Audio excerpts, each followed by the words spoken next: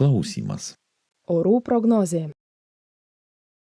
Šiandien Vilniuje saulėta, be lietaus, oro temperatūra apie 23 laipsnių šilumos. Kaune debesuota su pragiedruliais apie 20 laipsnių šilumos, pajūryje vėsiau, Klaipėdoje 15-17 laipsnių, lietus, vandens temperatūra Baltijos jūroje 19 laipsnių.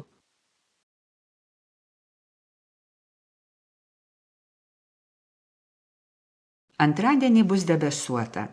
Kai kur daugiausia vakariniuose rajonuose truputį palis. Vėjas pietryčių stiprus 15-20 metrų per sekundę. Oro temperatūra dieną 7-12 laipsnių šilumos. Trečiadienį visur palis.